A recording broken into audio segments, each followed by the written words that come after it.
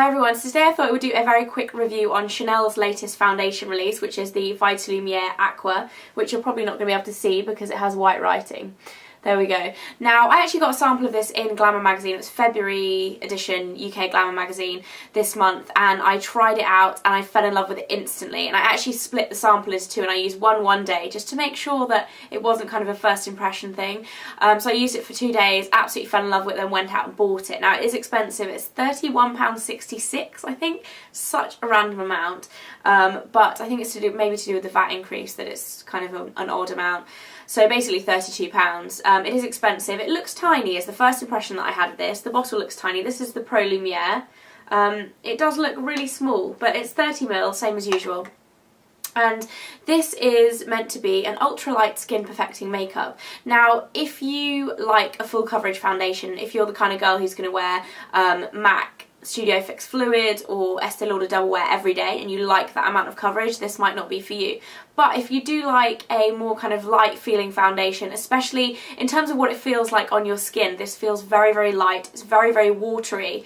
It's actually quite thick when you put it onto your hand, but as soon as you start blending it in, it's very watery, feels very light, very refreshing to put on your skin. And I have to say, I absolutely love this. I mean, it's pretty obvious that I love this. I wouldn't have spent £32 on it if I didn't love it from the sample. So I do love this. The one downside is it's not a great colour range. I think there's 9 shades and I am B20. Another thing that concerned me about this foundation when I was putting it on, because it's so light and so watery, I applied it and I thought this is going to be gone in like 10 minutes because it doesn't feel like it would really stay on your skin. So I do use a powder with it. The last few days I've been using, if I can find it, I've just been using a new one that I have from Rimmel, which is their Match Perfection powder, which I'm kind of trying out. I really like the concealer from this line, so I'm kind of trying the powder out. So I've just been using a tiny bit of that on top, and I have to say it does last pretty much all day. I mean, you might need a few touch-ups here and there, but it lasts surprisingly well, kind of as a normal lasting finish foundation. It's not going to last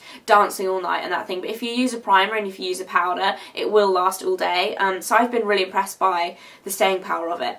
In terms of what it compares to, it's a similar kind of thing to, say, MAC's Face and Body foundation. So it's not going to be your full coverage foundation, but it does provide a nice amount of coverage. The way I would describe it is if Pro Lumiere, which is one of my favourite foundations ever because it's just leaves such a beautiful kind of glowing finish to the skin, if that and Laura Mercier's tinted moisturiser, if you guys have tried that, had a baby, it would probably be this. It's not quite a proper foundation, but it's not a tinted moisturiser. It's a little bit more than a tinted moisturiser in terms of finish and coverage.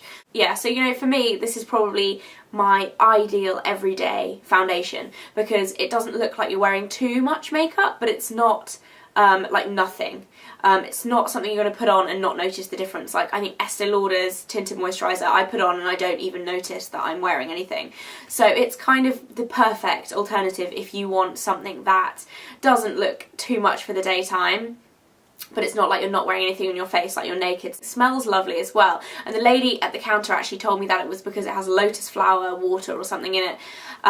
And I think personally it just smells like sun cream. It does have SPF 15, which if you want SPF then it's great. If you don't, then it's maybe not for you. SPF is one of those things, if you're going to be having a lot of photos taken, you might not want it, but I personally like an SPF 15 in my foundation. So I'm really, really happy with this, really glad I bought it. I don't feel guilty for spending the money on it. Sometimes if I buy expensive cosmetics, I'll then 2 or 3 days later be like, oh my god, why did I spend £32 on a foundation? But I don't regret buying this, so I think that is probably a testament to saying that it's a good foundation if I don't regret spending that much money on it, because it is one of the most expensive foundations you can buy. So I would definitely say go and get it tried out on your skin before you buy it, or either if you can get a sample or go to a counter and get them to try it on you to see what you think, because it is a very light finish foundation. It's quite dewy looking, but I personally absolutely love it, so I would recommend it if you're looking for an everyday light foundation. Yeah, so that is my review of the Chanel Vitalumiere Aqua. I hope you guys found this useful. Please subscribe if you haven't already, and I'll see you again very soon. Bye!